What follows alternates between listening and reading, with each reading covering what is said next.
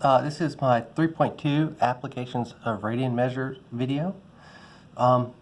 You've already seen the definition of an angle measured in radians. It's just the arc length S of the arc created by that angle divided by the radius of the circle.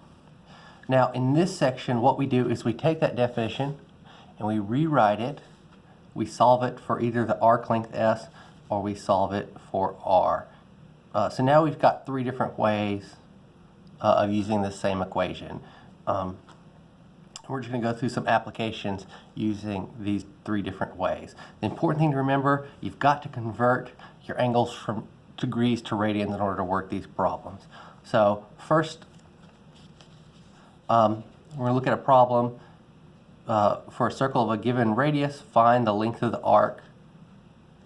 Find S, intercepted by that angle. So for that, we want to use our equation that solves for S. S equals R theta. So in this problem, we're going to be using the radius they gave us, 18.20, and then we're going to use the theta given to us in either part A or part B. For part A, it's super straightforward. We just plug in that angle because it's already given to us in radians. So for part A, we have S equals 18.2, our radius, times 7 pi over 8, and that is 18.2 times 7 pi divided by 8, and it gives us 50.029, however many decimals you want there, and this is in centimeters.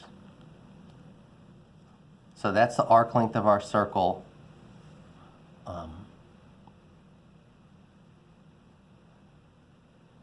Traced out by an angle 7 pi over 8.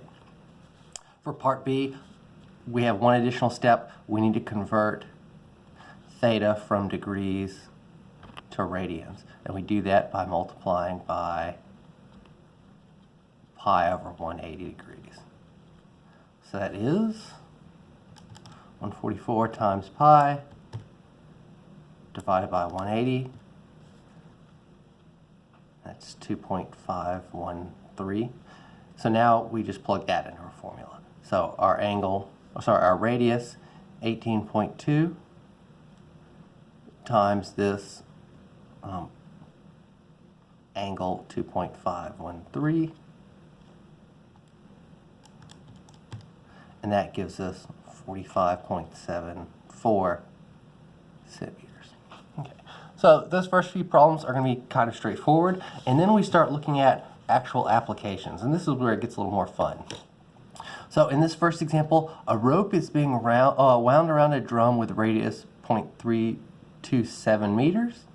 So our radius here is 0.327. How much rope will be wound around the drum if the drum is rotated through this angle? So I've got some rope drawn here. As we rotate through that angle here, 132.6 degrees, that's how much rope will be wound around there. And the important thing to realize, how much rope? The rope that's going to be wound around is equal to S. However much we've rotated the drum here, that's our S, and that's also equal to how much rope's going to end up getting wound around it. So again, we're just looking for S. S equals R theta. Radius is straightforward. We're just plugging in that number. With the angle, we have to convert to radians. Convert to radians. So 132.6 degrees is equal to 132.6 degrees over 180 degrees times pi, and that will give us this in radians.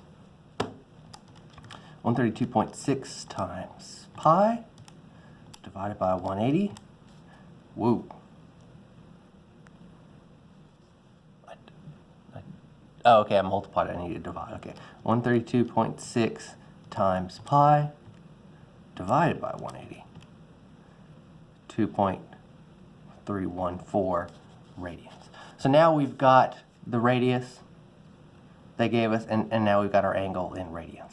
So the radius is 0.327, and our angle theta 2.314, and that gives us the length of rope that's wound around our drum, 0.757. And what was this? This was in meters. Okay, and there's also a video in my math lab about this. This is just a kind of quick and dirty version. Another fun problem. We've got two gears adjusted to the smaller gear has radius 3.7 centimeters, and that drives a larger gear with radius 7.1 centimeters. If the smaller gear rotates through an angle of 150 degrees, through how many degrees will the larger gear rotate? So this is a lot of fun. The thing to realize here, that whatever angle we rotate this through, that will move us through an arc length S1. And that arc length, S1, is equal to the arc length moved on this bigger gear, S2. So the kind of idea here, for the first circle, we're going to use that arc length, not arc length, we're going to use that angle and that radius of the first circle. That's going to give us our arc length S1, which is equal to the arc length of S2, and then using S2 and this radius, we can find what we're looking for. We can find this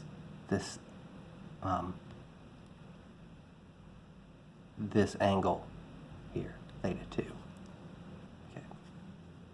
So I guess the easiest way to, a better way to write this would be R1 times theta 1 equals S1, which is equal to S2, which is equal to R2 theta 2.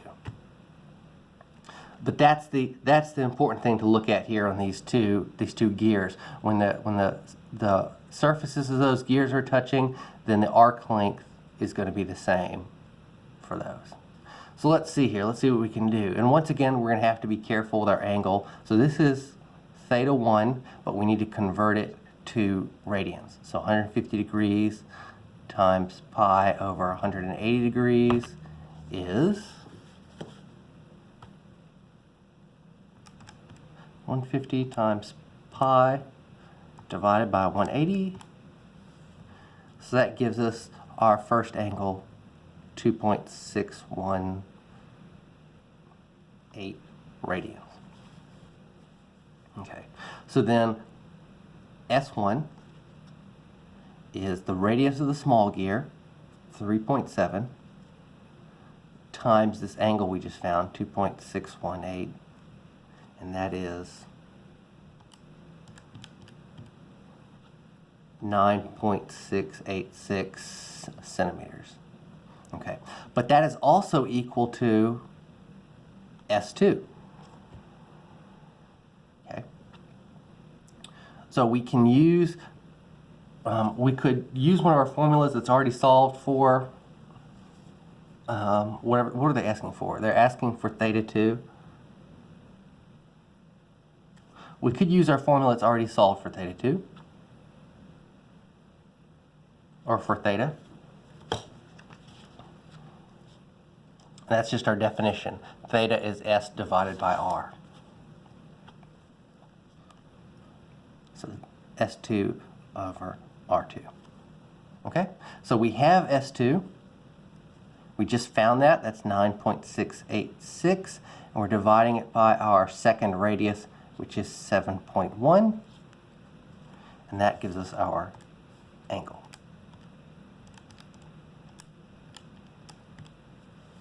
Okay?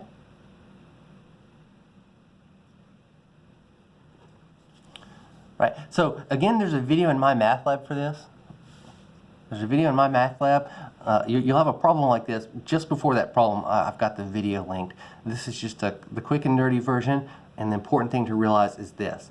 The two arc lengths are going to be the same there, because as the gears are rotating, the surfaces are moving right next to each other. Okay. All right, now this is probably the most exciting problem in here. It's where we've got a bunch of different circles we have to look at. So we're looking at a bicycle.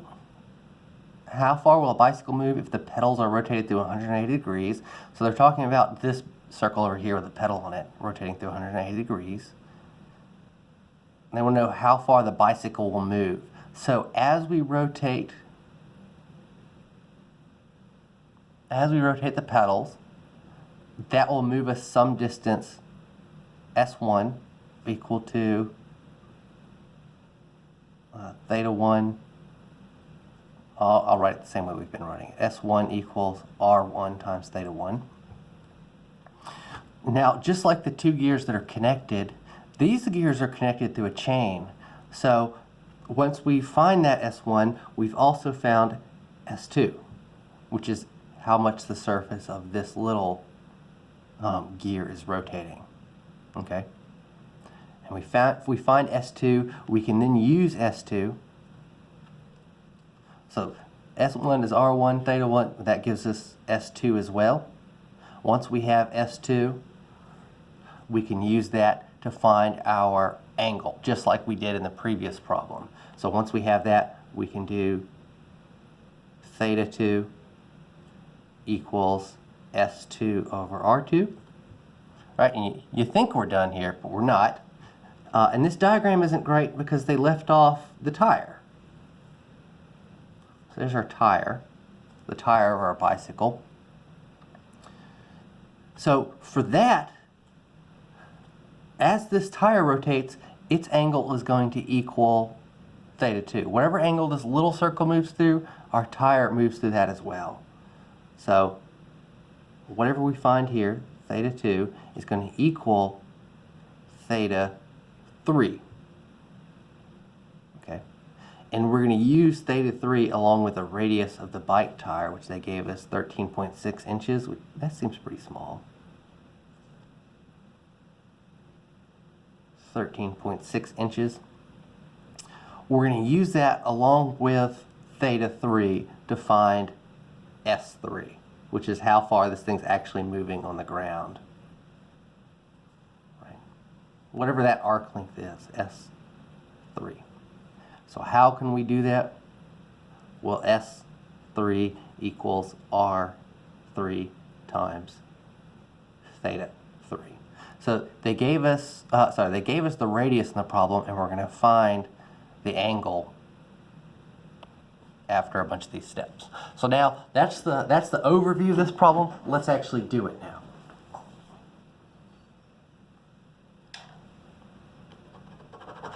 Okay. So first, I want to find the arc length of this initial rotation, and we do that using this formula. The radius they gave us for this little bike,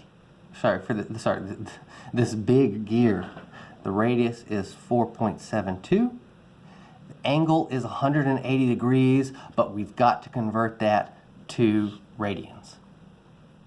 So the angle, 180 degrees, equals 180 degrees divided by 180 degrees times pi. And that one's super simple. That's just pi. Okay, so that is our first angle. Okay, so the first arc length is the radius, 4.72, times our angle, which was just pi. We can work that out.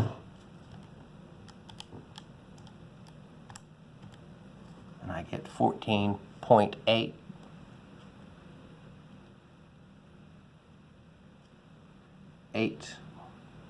3, what are we working with, inches here? So there we go. So we found S1. We found how much chain is being moved on this big gear. And that tells us how much chain is being moved on this little gear, S2. Okay.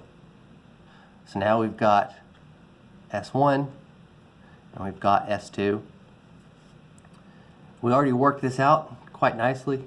We're going to use this formula to find the angle of our second set of gears over here, our second gear. Theta 2 is just S2 over R2. We just found S2, it's 14.83. We're dividing that by our radius of our little gear, 1.38. And that gives us our angle of 10.75 radians. Okay, so now we found theta 2. So now we're using this idea that whatever angle this little gear moves through, that's also the angle our tire moves through. So now that we have theta 2, we also have theta 3, the angle the tire moves through. Okay? And finally, we can use that along with this formula here to find what distance the tire is actually moving, S3. Okay, so S3 is the radius of our tire, 13.6, times our angle, which we just found, 10.75. And so that is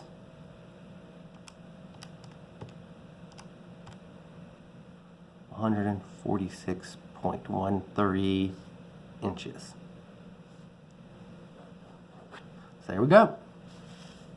This one's a little bit of fun because you've got a bunch of different gears.